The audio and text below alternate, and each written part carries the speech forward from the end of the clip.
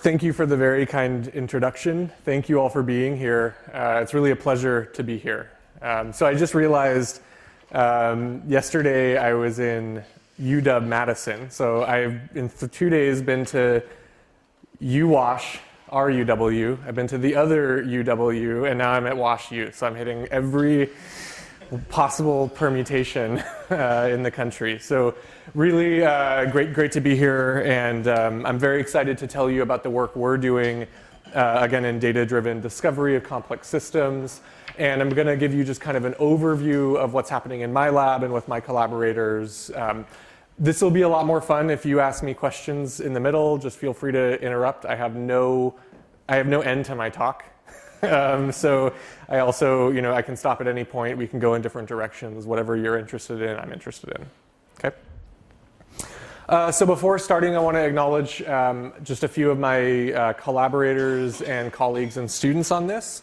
Most of the work I'm going to show you is work with Nathan Kutz in applied math at University of Washington. So he's my partner in crime in kind of all things data-driven. A lot of the work I'll show you later on is with Jean-Christophe Loiseau from Paris Tech, who's an amazing researcher in fluid mechanics. And then also I should point out that all of the work I'm showing you is really the work of my excellent postdocs and graduate students.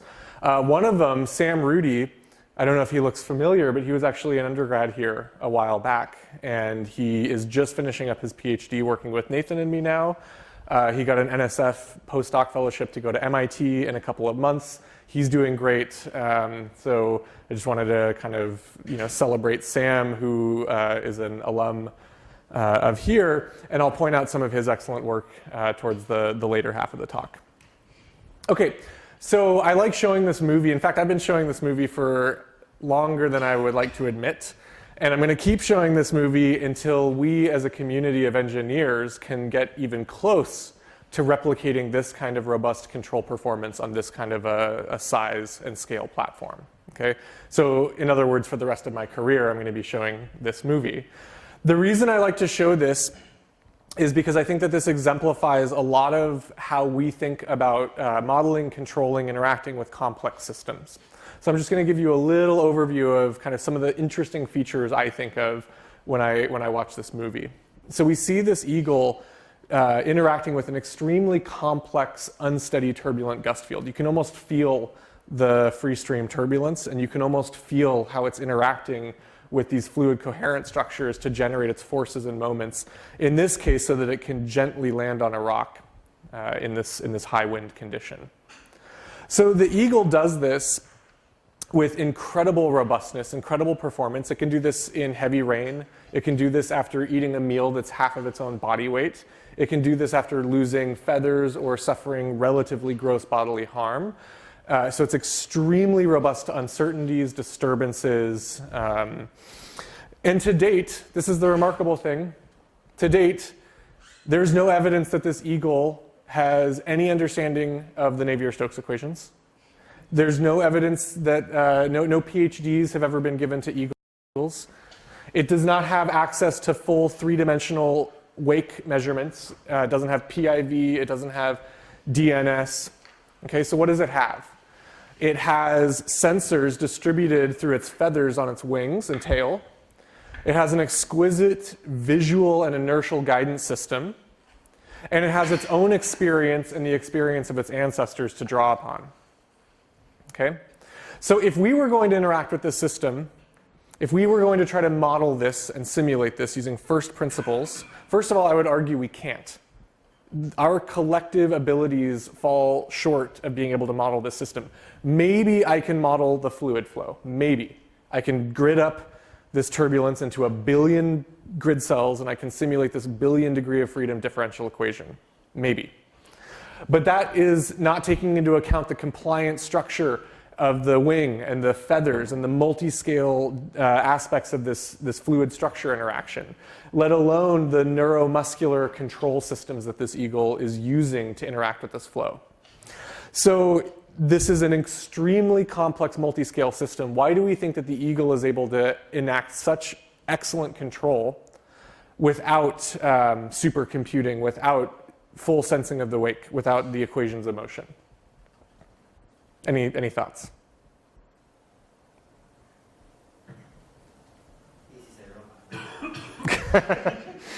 So I try to picture myself.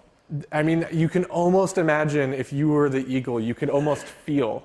You would have a feeling for the turbulence. You'd have a feeling for what the right thing to do is. I think, I'll give you kind of my view on this. I think that the eagle is able to interact with the system because it doesn't care about every one of the billion degrees of freedom in the fluid it's interacting with. It doesn't care about every tiny vortex. There are dominant patterns that exist in this flow that it manipulates for its high level of objectives of maintaining lift and drag and forces to turn and to do everything it needs to do in its daily life for its high level of objectives. There are some dominant fluid coherent structures like a leading edge vortex, for example, over its wing. And so the existence of these few important patterns facilitates relatively sparse measurements of the flow and relatively fast, robust, low-dimensional computations of the right control strategy. You might argue that the eagle actually does have supercomputing. It has a pretty sophisticated brain. But we also observe that even very small insects, from fruit flies up to moths, also interact very expertly with turbulence. They seem to have an intuitive sense of how to fly in turbulent flows, which goes kind of beyond our understanding. And those have much, much simpler neural control systems. So my wife is a biologist. She's a neuroscientist also at University of Washington. She actually just got a MURI to study sensing and flight control in insects. And the way she would say this is that these organisms provide proof by existence of an advanced ability or capability in robust control performance. So this is evidence that we can be doing better than what we're doing now. And it's a goal that we should be striving towards. Okay. So my applied domain, I wear two hats. One is an applied mathematician, the other is an engineer. And so my applied domain of interest is fluid flow control. I like science fiction, and pretty much any science fiction future you can envision will be enabled by advanced flow control. So it doesn't sound as kind of exciting as teleportation or anti-gravity or space travel, but every living organism lives in a fluid in Earth, right? Every power system we have, transportation system we have, they are working and manipulating fluids. And our ability to enact advanced technologies really are, advanced flow control is an enabler of the technology we want to be developing. Okay, so every $1 trillion industry has a working fluid at the center of it, except for maybe finance, okay? So I'm going to go through kind of my bullet points that I want to reiterate and emphasize throughout this entire talk. And these are just kind of what drive my lab and me every day.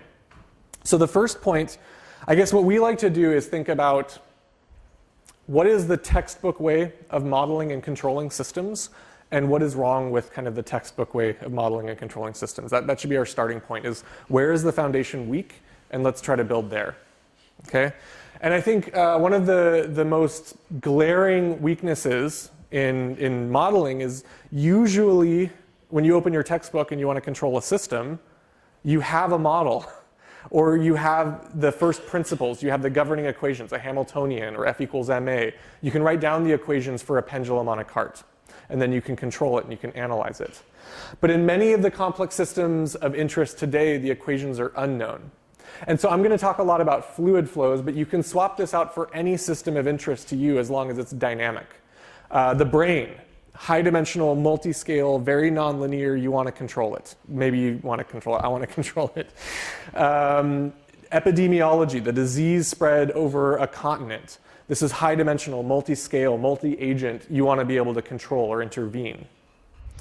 The list goes on and on. Nonlinear optics, fluid mechanics. Maybe you do want to manipulate the financial markets, okay? But in all of these systems, the equations are fundamentally unknown.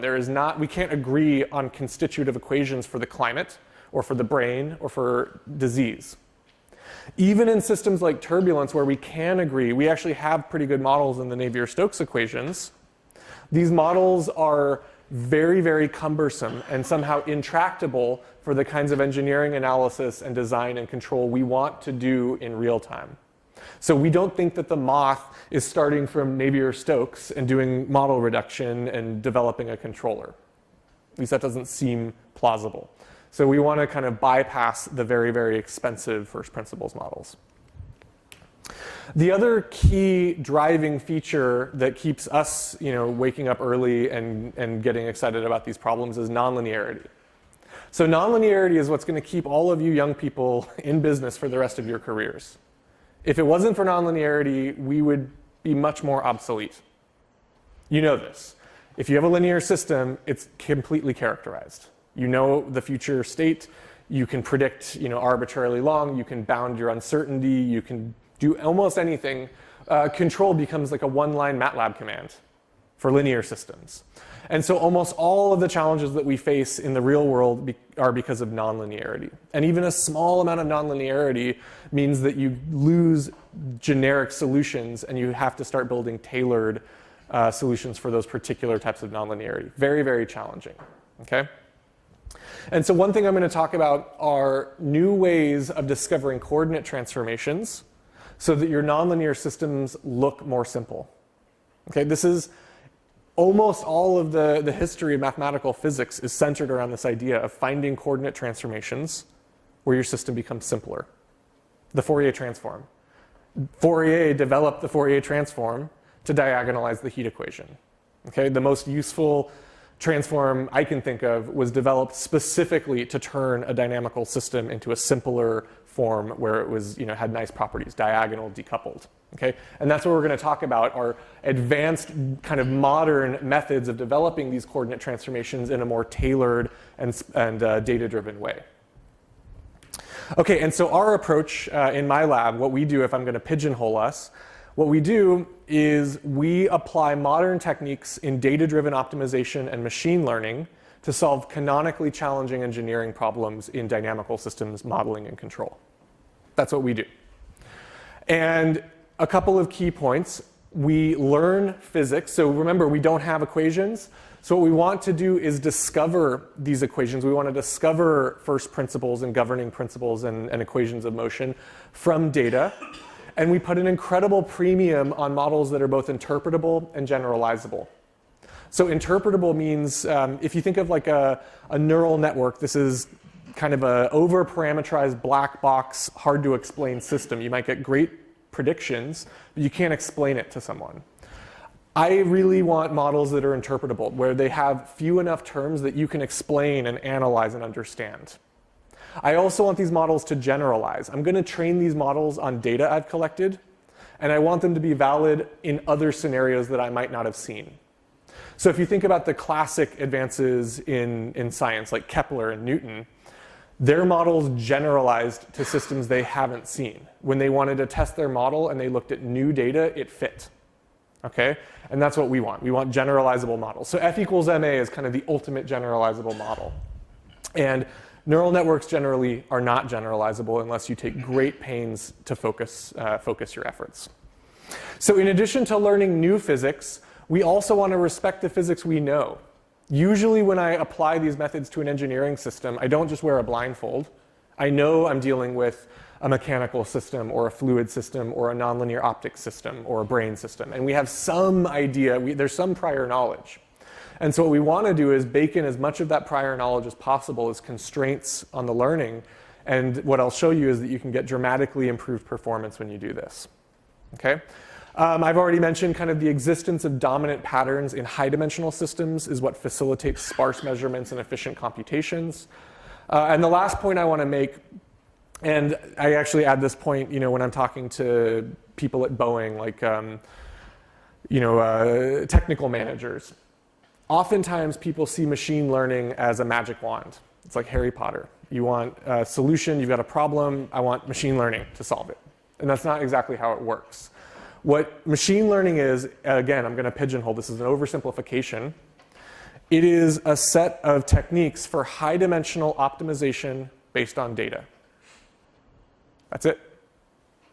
And so we've been doing optimization for decades, right? Boyd's book on optimization is still valuable today, more so than ever. because we're solving high-dimensional optimizations with data. And oftentimes these optimizations are non-linear, non-convex. They have weird constraints. And that's actually amazing because a lot of the problems we have in modeling and control can be seen as big, high-dimensional, non-linear, non-convex optimizations with weird constraints. So these new techniques go perfectly with the old problems that we're trying to solve. But we can't see it as just a black box or a magic wand. We have to understand kind of what we want our machine learning to do and respect the fact that this really is optimization with data. It's nothing more, nothing less. Okay, good. So this is how I see the world. I'm going to start getting into specifics soon. My wife says I'm a control freak, so I try to put everything in one of these two boxes. The world is up here, and this is our objective for how to manipulate something, okay? And I could kind of give 3 different talks at this point. We could talk about, machine learning for discovering dynamical systems. That's most of what I'm going to talk about. We could talk about machine learning to develop control laws directly. Maybe we bypass the modeling and develop controllers directly. And we can also talk about machine learning to develop the sensors and the actuators that we're going to be using for our modeling and control. Okay? And so what I'm going to do is I'm going to spend a very short amount of time on the sensors and the control, and then the rest of the time I'm going to dive into the modeling aspect, which I think is where we've made kind of the most progress recently. And again, I want to point out that a lot of our work here is really inspired by the humble moth or by the eagle. And I think maybe the moth is an even better example because its brain is not as sophisticated. This is a pretty simple system. I'll tell you some cool facts I've learned about the moth working with my wife. They shed everywhere, which is kind of gross. So moth labs are actually icky. Every insect, flying insect wing, I didn't realize this until I moved to UW. Every flying insect has on the order of 10 to hundreds of strain-sensitive neurons distributed across its wing. This is bonkers. It has neurons on its wing that fire when it has a certain temporal strain pattern, which is insanely cool, right? The smallest fruit fly to the biggest moth, they have very well stereotyped, very reproducible across cousins or brothers. They have very well stereotyped sensor distributions on their wings to inform their flight control system.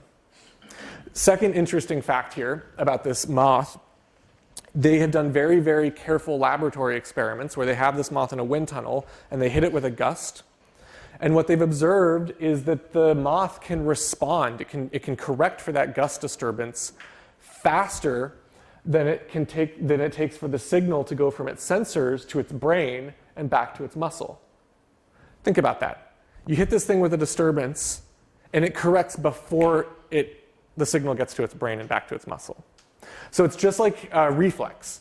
What we believe is happening is the sensor information is being accumulated into some low-dimensional computation directly in the shoulder muscle, which is then being fed forward back into a disturbance-rejecting controller.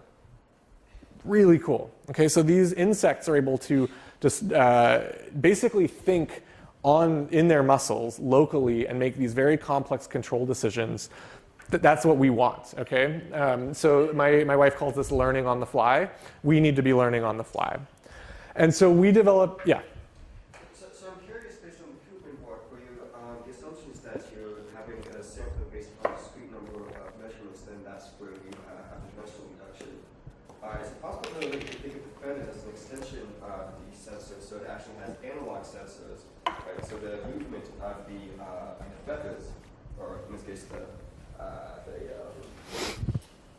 membrane of the wings is actually analog sensor, so the dimensional reduction is into the direct sampling space, but in the sampling of how the analog system responds to the space. Yeah, so this is a very great question. I'm going to try to break it down a little bit. So the question is essentially, I'm going to reinterpret the question I want to answer, which is, how do we think about kind of the analog digital sensing in these animals?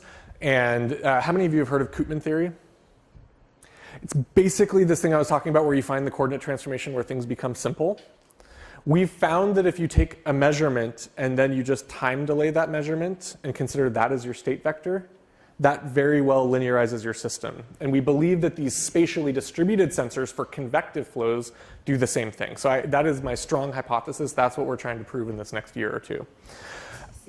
But when you do Kuban, it's not necessarily simpler in some cases because it's different dimensional. But if you can find these special eigenfunctions, then it becomes low dimensional and linear. And that's the real goal. But that's very hard. It might be harder than the original problem. So the other question about analog versus digital, I'm going to punt a little bit. And I just will say that these sensors are neither analog nor digital. And this is one of the most peculiar and interesting new control. Imagine that an alien spaceship landed and you get to reverse engineer it. That's what we're doing with this moth, because this is not an analog control system. It's not a digital control system. What it does is it takes an analog time history of strain and it turns that into a very precisely timed spike.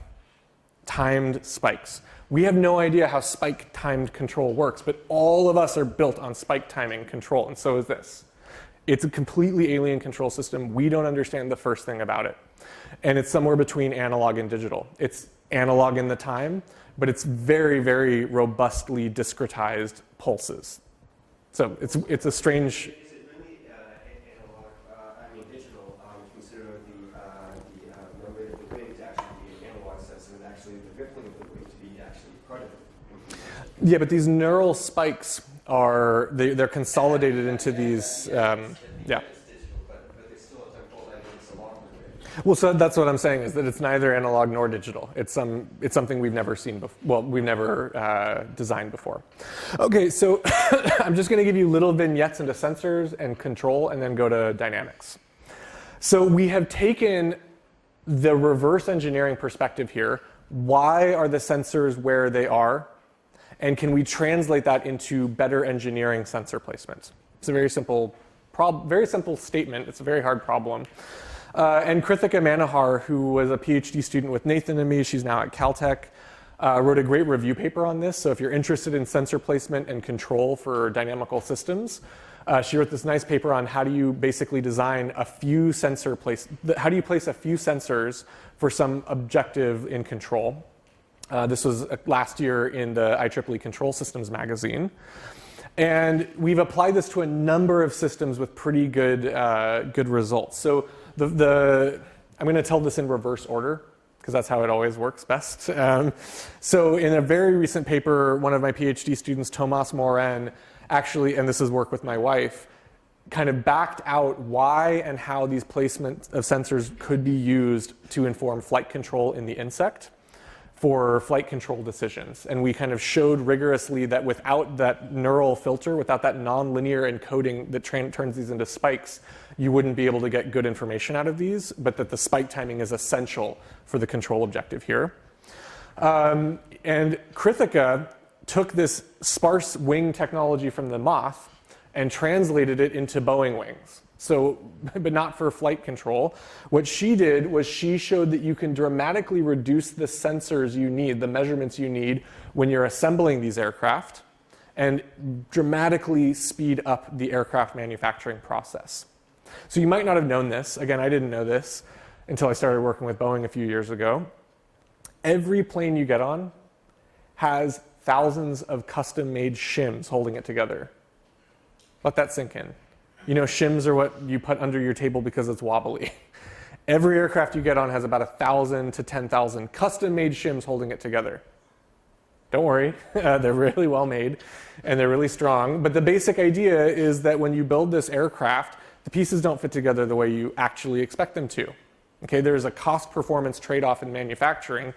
You know, they over-engineer it the right way so that it doesn't actually fit together perfectly when they assemble it, and you need to put these shims in all of the right places to make it fit perfectly and not wobble in flight, roughly speaking. And so when you build these aircraft, there are dozens of hours of measurements you have to take, laser scanning, point cloud measurements of all of these pieces, and then you have to digitally fit them together in a computer to figure out what these shims will be. And what Krithika did was she basically used this sparse sensor technology. Again, there are patterns in these shims. It's not like every aircraft is a unique butterfly. They have very well stereotyped patterns to these distributions of gaps. And so what Krithika showed was that you can reduce millions of point measurements down to a few hundred. You can reduce a 12-hour measurement down to about 15 minutes. And you can speed up Boeing production by hours for every aircraft, which is saving them billions of dollars. This is on the 787, the 777X, and the 737 right now in production. Pretty cool. So, it's the only example I have ever had where, blue sky concept math actually went into production on some engineering system, which is pretty cool. So from one wing to another is how we think about that. Okay, a little vignette on how we use machine learning for control. Okay, again, turbulence control is a big problem. I am a part of a very large team working on this. Many people involved. Bernd Nowak is kind of leading the charge. He is both in France and China in dual affiliations. And he built this beautiful mixing layer experiment in Poitiers, France about 10 years ago through his CNRS chair. So the mixing layer, you have fast flow and slow flow separated by a metal plate, and you get this Kelvin-Helmholtz instability causing roll-up and eventual breakdown to turbulence. It's a canonical geometry we use to understand all kinds of interesting flow phenomena. And what you might want to do in an engineering application is either increase the mixing or decrease the mixing downstream at some location. You might want to stabilize or destabilize this mixing layer with flow control. And this experiment was really cool. This splitter plate, if you look at it kind of horizontally at the splitter plate opening, there are 96 pressure ports that you could independently actuate at different frequencies to try to kind of perturb the flow and control it. And so we've been developing technology, and there's many variants of this that you could develop, but we've been looking a lot at genetic programming, where you essentially try many control laws in the experiment. So you can test a control law. After about 10 seconds in the experiment, you know if it's good or bad. So you can try hundreds and thousands of these control laws, and you can essentially breed the control laws that are most effective with other most effective ones, and like mix and match pieces, and you can develop increasingly sophisticated and effective control strategies for this flow. And in this case, you can decrease, you can increase mixing at lower cost and things like that. Shameless plug, we wrote a book on this for Springer. If you email me, I'll send you the PDF of it. But it's kind of a cool use of machine learning to control these very high dimensional systems. And again, it does not require any equations of motion. Okay, so I've just told you kind of these main themes that we work on in my lab. Remember, machine learning, data-driven optimization to solve classic problems in modeling, control, sensor placement. And what I'm going to show you for the rest of the time is really what we've been doing in dynamical systems modeling. This is kind of my passion. This is where we've probably half of our work goes into this. Okay. Now, when I was growing up, we called this system identification, but now it's model discovery. It's really just system identification. Okay. It's fancy system. So, like, remember digital twin? That's just reduced order modeling with data assimilation. Okay, artificial intelligence is it's machine learning. Okay, but you get more money if you say artificial intelligence. So we're going to do model discovery, and it's going to be like Jurassic Park. We're going to discover new models. Okay. So I'm going to kind of start off simple linear models, and then we're going to get into some more nonlinear, interesting stuff a little bit later. How many of you have heard of the DMD, dynamic mode decomposition? How many haven't? That might be an easier show of hands. Okay, great. I love it when I have a new audience, okay? So dynamic mode decomposition is a relatively recent algorithm developed in the fluid mechanics community. Turns out it was also invented in many other communities over the last few decades, but we're just going to gloss over that. And I'm going to tell you it in the context of fluid mechanics. The idea here is that you have some high-dimensional dynamical system, probably nonlinear, like this fluid flow, but maybe there's some dominant periodic structure. Okay, that often happens. You get periodic or quasi-periodic dynamics emerging in these complex systems. So this is the classic Reynolds number 100 flow past a cylinder, Kármán vortex street. Okay, and if you take this movie and you arrange the images of that movie into snapshots in time, you can reshape each of these images into a very tall, skinny vector. About 100,000 elements in each of these vectors. That's my grid discretization for this flow problem. Okay? And then I can take, so x1 is my state at time 1, x2 at time 2, and so on. So time goes from left to right. And what I really want to do, what the dynamic mode decomposition does, it's a nice algorithm because it's super simple. It just tries to find the best fit linear operator that advances you from time 1 to 2 to 3 and so on. Best fit linear operator, least squares regression. And so what I can do is I can build another data matrix, x prime, which is my first data matrix, advanced one time step in the future. Okay, these are super tall, skinny matrices usually. And then I can find this A matrix using least squares regression. I can just take the pseudo inverse of x times x prime, and I get this big A matrix. And it turns out that this A matrix is low rank, meaning it only has a few meaningful eigenvalues and eigenvectors. Okay?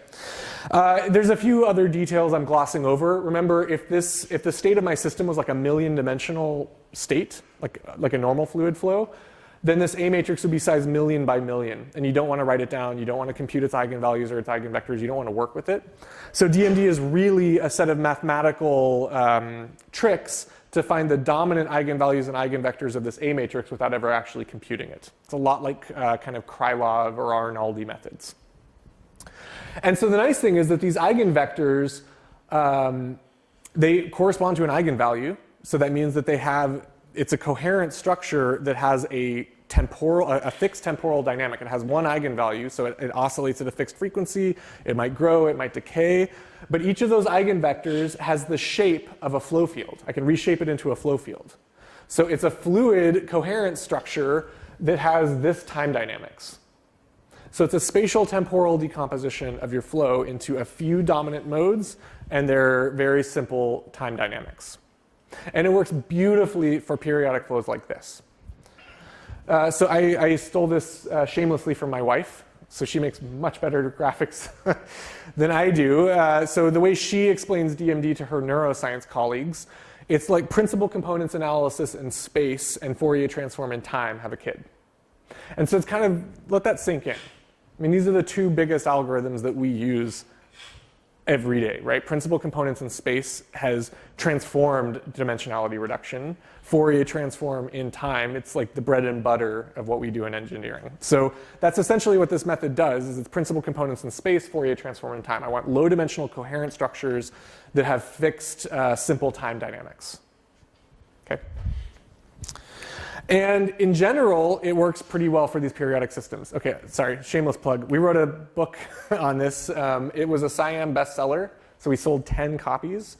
And if you'd like, I'd be happy to send you the PDF. And I'm not just trying to shamelessly sell a book, but what I want to point out is in the process of kind of really diving into this DMD and trying to understand at the core level what it does, there was a lot of promises early on that you could apply this to nonlinear systems and get nonlinear embeddings and dynamics, and it's kind of true. This is a nonlinear system. But this nonlinear system, if you really think about it, is basically just doing a limit cycle behavior. It's basically just a nonlinear oscillator. Pretty simple nonlinear system. And DMD is great for those kinds of nonlinear oscillators if you don't have any transients, if you don't change or perturb anything. But the instant that I accelerate my flow, or I rotate my cylinder, or I do anything that excites a nonlinear transient, this method is going to fail. And so that really motivates the next thing I'm going to tell you about, which is kind of our nonlinear extension of this method that can give you the ability to discover nonlinear dynamical systems from scratch. Okay, and if there's any questions, please do interrupt. Okay. So I'm going to tell you about what we call the sparse identification of nonlinear dynamics. So this allows you to really discover nonlinear structures that you can use for modeling and control. We call it SINDY for short. This is work with Nathan Kutz and Josh Proctor. And I'm going to walk you through this on the simple Lorentz system. So we've applied this to many more complicated systems recently, but it's a lot easier to understand here where we know everything about the system. Okay? So we have the simple Lorentz system that has three states, x, y, and z. And we had the observation that most dynamical systems or mathematical physics models, classical models, are surprisingly simple. Most of the models that you write down and work with every day, they're simpler than you would expect, perhaps. Okay? Meaning, in the possible right-hand side of all the functions this could be, it's pretty simple. This one has 2 linear terms.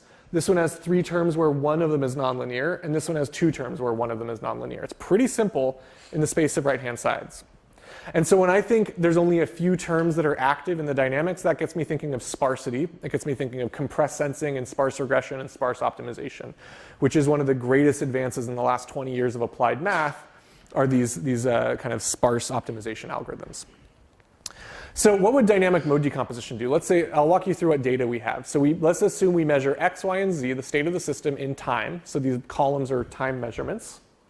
And let's assume I have the time derivatives. Now that's really unrealistic. In your systems, you're not going to measure everything. Probably you're not going to measure the time derivatives. But let's assume we have it for now, and we'll relax that assumption in a minute. What would dynamic mode decomposition give you? So DMD would give you a little 3x3 best fit linear operator here that would best, in a regression sense, map x, y, and z into the time derivatives. Now, how many of you think that a little 3x3 linear matrix is going to recover this dynamics? It's crazy. This thing has multiple fixed points, unstable periodic orbits. It's not going to be captured by a 3x3 linear system. So instead of doing DMD, what we do is we build a nonlinear feature space of possible right-hand side functions. We extend from linear to nonlinear. And what we're trying to do now, so we can build all of these candidate functions from data. All of these gray columns I can build from data. So I can build x squared. I just take x at every time and I square it. Okay? And so I build, x squared, xy, xz, so on and so forth, in this case up to the z to the 5th. You can build whatever functions you want into this library. And now the trick is to try to find the fewest columns in the right-hand side that add up to equal x dot, y dot, and z dot. Fewest means sparse. In the olden days, this was a combinatorially hard, NP hard problem. If I told you there were 3 terms active in the dynamics, but I didn't tell you which ones, you would have to try all combinations of 3 terms. That's intractable.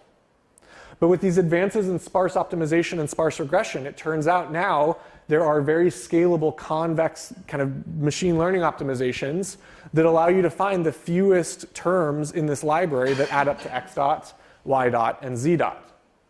And when you do this, you actually recover the actual true terms that were driving the dynamics, because those are the fewest terms needed to explain these derivatives.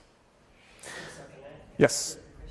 So now you are taking this polynomial basis because you are looking at the Lorentz system, right? So if you have, I think it makes sense to take this basis, the x, y, z, x squared, and I will this for this 3-dimensional system. So in general, if you have a general linear system, you might want to do off the normal basis, right? Yeah, okay, so there's 3 key steps here. How did I even know x, y, and z were the right things to measure? In this case, it turns out, Lorentz actually told me x, y, and z were the right things to measure. So that's the data you have. But in the brain, these might be the wrong coordinates in general. There might not be a simple dynamical system in those coordinates. So the first thing you have to do is measure the right thing or get the right coordinates. And I haven't told you anything about that. We're assuming we have those. The second thing, like you said, is designing this feature library of possible nonlinear functions that might be in my dynamics. And I'm picking the simplest polynomial case, but you're absolutely right. There are many other choices for this theta matrix. I could use Bessel's functions. I could use trigonometric functions. If I'm dealing with nonlinear optics, I probably want to use terms I expect to see in the Schrodinger equations. And so again, this is kind of what I'm saying, that usually when I start modeling a system, I don't go in completely blind. I know, oh, it's a fluid, or it's a brain, or it's an optical system. And so that gives me some guidance on how to choose these basis functions. And then the sparse regression is the easy part. Once you have your data measured in good coordinates and you have the right theta library, finding the terms is simple. It's one line now. It's simple. So I'm glossing over the tricky part of getting the right data and getting the right feature library, but that's what we're actively working on now. So I'll tell you more about that. And so just one second. So what you get out of this, just to reiterate, you simultaneously learn the structure of which terms are active and the coefficients. Okay? And you can reproduce the dynamics. Yes? Why not use kernel regression? Because there have been a whole body of literature reproducing kernel level spaces that takes care of some of these issues. Yeah, so again, There are definitely colleagues that are moving into kind of extending this into reproducing kernel Hilbert spaces, and also general kernel methods. So there is a kernel version of DMD that Matt Williams and Clancy Rowley developed that's similar in nature, but you lose a lot of the interpretability. Like you can get a very good regression fit, but you lose interpretability about what are the specific terms in the dynamics that are actually playing a role. And so that's... No, that's not true, because you can do sensitivity analysis later on. Figure that out. I mean, this is maybe a great future direction, because right now this is an open problem. And so if we can solve it, that would make a big, we'd be making big headways into dynamical systems modeling. Again, I think there's lots of progress in applying kernel methods to these data-driven regressions. The two big groups I know that are doing this were Clancy Rowley and Frank Noe in Germany. And what Frank showed was that if you're not very careful about cross-validating and having a dynamically relevant cross-validation metric, you get massively overfit models. That's just an unpleasant fact that we have seen in actual examples.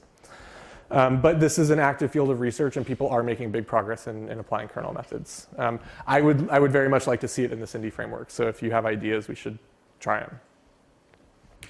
Okay, so I said that we can do this, we started by assuming we measured everything, but that's an unrealistic assumption. And so instead, imagine we had just noisy measurements of X, Y, and Z. And what you can essentially do is take regularized derivatives, in this case I'm using total variation regularized derivative, to approximate these. And when you feed those in, you recover the right structural dynamics, and most of the coefficients are almost perfect. This one is off by 20%. But again, you get the right structure and pretty good parameters. There are better ways of debiasing this if you know something about your noise. I'm showing you the simplest linear regression, or least squares regression. But there's better things you can do. Okay, so maybe I'll just briefly tell you about fluids, and then hopefully I'll tell you about PDEs also. So we started applying this to the canonical flow past a cylinder example. It turns out that if you measure this thing in the right coordinates, again, that's the most important first step, is measure the right things. We've known for a long time that fluid systems have polynomial nonlinearities, because if I take an orthogonal basis and I put it into the Navier-Stokes equation, I get polynomial dynamics. That's the Galerkin projection. So polynomials are a good library, and if I take the right basis and Galerkin project, you recover these dynamics. So there's a nice 30-year history. You can't really see the last red reference, but there's a 30-year history of how this model was derived for the full nonlinear transient cylinder wake. And so what we did was we took the exact same data, time series data, and plugged it into our method. And what we find is that our identified system almost perfectly recovers the model, this 30-year model. It has quadratic nonlinearities. It has a slow, fast timescale separation. It's interpretable because there's only a few terms and they actually mean something. This is a fast variable. This is the slow manifold, and here's a cubic Hopf bifurcation when you substitute it in. So you get this kind of interpretable, generalizable model. If you plug in the right variables into this method, it gets the answer that it took experts, decades to find. Okay, and so again, we're balancing accuracy and efficiency in this. That's the name of the game in reduced order modeling. I could have just simulated the Navier-Stokes equations. That would have been very accurate, but inefficient. I could have done some, linear regression. That would have been very fast, but not so accurate. And this is kind of the sweet spot in the Pareto curve where you're really trying to balance accuracy and efficiency. So a couple of weeks after putting this paper on the archive, I got an email from Jean-Christophe Loiseau in Paris Tech. And he basically said that our model had some key challenges, some issues with it. And the issues were, to him, this is a really big deal. To fluids people, this is a big deal. We got the right structure of the model, but for example, we got the wrong unstable growth rate mu, which is a big deal in fluid dynamics. Like that means something. And so I was a little bummed out that we didn't get the exact right model. 2 weeks later, he emails me back and he says, well, I think I solved it. And his solution is really quite brilliant. So we went in not assuming that we knew anything about the dynamics, except that it was maybe quadratic nonlinearities and what to measure. But JC, who actually does these high-performance computing for fluids, knows a lot about the physics and what the reduced order model should be doing. And for example, what he knows is that these incompressible flows have energy conservation. They preserve energy. And more than that, we know exactly how energy is preserved in these flows. There is a specific skew-symmetric structure in the quadratic nonlinearity that is derived from the Navier-Stokes equation, and that's how you enforce quadratic stability in these systems. And so this might actually be another motivation for using this explicit generalized linear model instead of a kernel approach, is that because our method is based on simple thresholded linear regression, we're able to add linear constraint equations pretty easily. So we can constrain what the nonlinear terms have to, extra constraints that these terms have to have. And so what we can do is make it so that our Cindy models have to preserve energy by construction, which is pretty cool. And that immediately solved the problem and gave us the right unstable growth rate and the right models.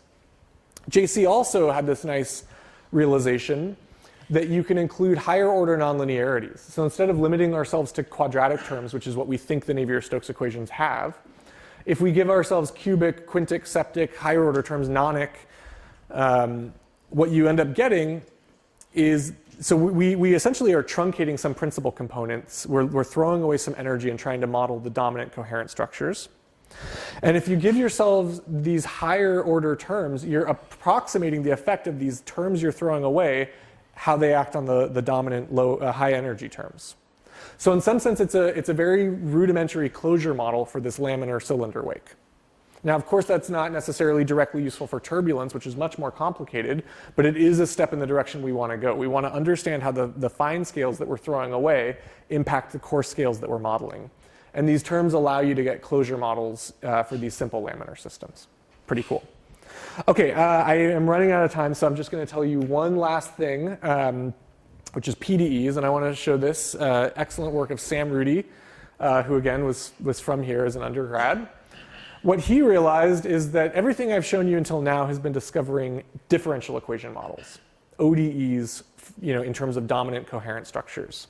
But Sam realized that you could actually use this directly to discover PDEs themselves, governing equations. So if I have the same data as before, but I don't do principal components, I just take the raw snapshot data, what we can do is we can actually build a library of partial differential equations. So I can take, partial vorticity with respect to time, with respect to space. I can have mixed terms and nonlinear terms, convection terms, diffusion terms, and so on. And then I can apply the same sparse regression. And when I do that, I actually recover the Navier-Stokes equation. And I get the Reynolds number within about 1%. This is clean numerical data. Okay, that's really a big assumption here. You can also do this on massively subsample data because there's so much data when you don't principal component reduce it. And you get the same Navier-Stokes. And he applied this to tons of canonical systems from classical physics. These were, again, simulations where we knew the answer. But as long as you have clean data, in every case that the right answer was in the library, we recovered the right answer. And so there's some hope that we can actually start to find governing equations in new systems. And so we're currently applying these to systems in neuroscience, disease modeling, nonlinear optics, to get kind of new physics. Okay, so I'm pretty much out of time. I think I should stop, and I'd be happy to take any questions. Thank you.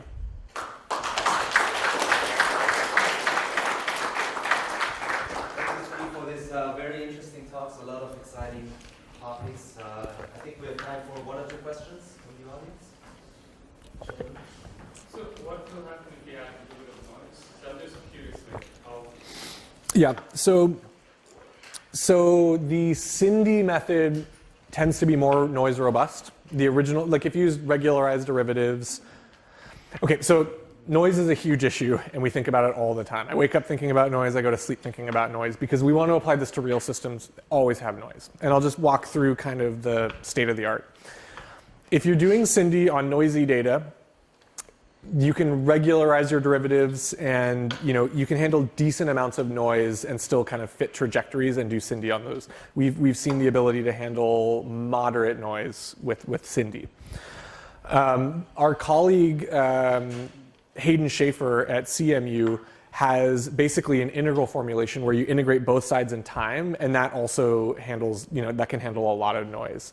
There are robust versions of the regression that can clip out outliers and things like that. So there's many ways of handling noise and outliers in Cindy.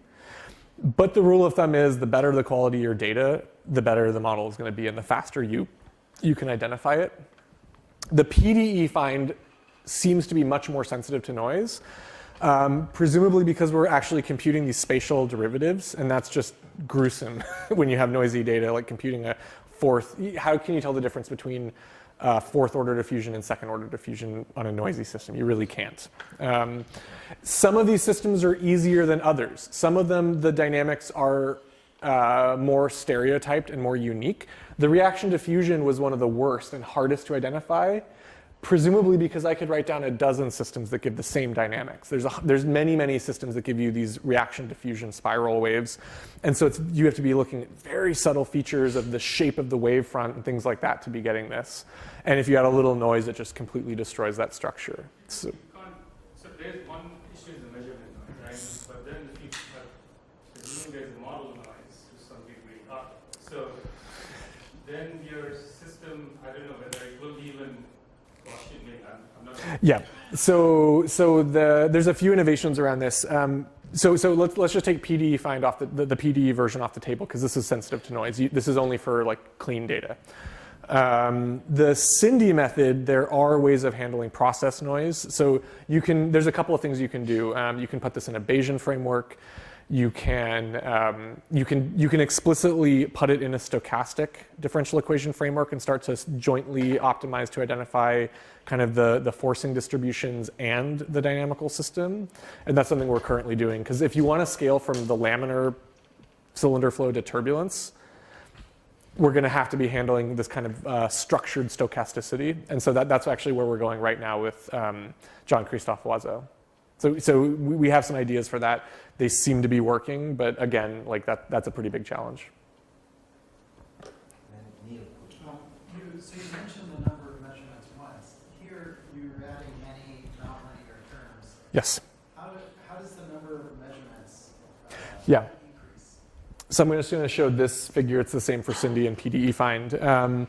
So we really want this to be a massively overdetermined system. So we want a lot of measurements. The more measurements, the better in general. One of our Ph.D. students, Kathleen Champion, actually showed, again, for clean data in the Lorentz system, we can identify the Lorentz system with less than half of a revolution of one lobe, which is kind of remarkable. Just with clean data, there's enough information to tell what the nonlinearity is. When you have a little noise, you want more data. And so there's a lot of great theory about if the correct model lives in these columns. So this is kind of like a lasso problem. You're trying to find, it's an overdetermined sparse regression problem. You're trying to find the fewest columns that add up. So it's like the lasso problem. If the true model lives in these columns, there are conditions for when they will and will not be recovered by lasso. This is like some theorem buried in one of Joel Tropp's 2009 papers. It's a really, really nice theorem based on something called the ERC, which is a generalized notion of condition number. It looks at how orthogonal various subspaces are to the true subspace spanned by the true model columns. All of it boils down to the fact that the better condition this matrix is, the better a chance you have at actually finding the right solution. And so you can increase the condition, you can increase the conditioning, improve the condition of this matrix by adding more data and by especially sampling transients that enrich the quality of that data. So in the Lorentz system, if I sample many trajectories that are off of the attractor and watch them come onto the attractor, that's rich data that improves the condition number of this matrix and improves the ability to find the model. If I'm measuring that limit cycle system and I just measure the same limit cycle over and over, it's not helping me at all by adding more data. So you need better quality data. You want transients. Yep. Okay, so I suggest to take further discussions offline, and let's thank Dr. Brunton again. Thank you.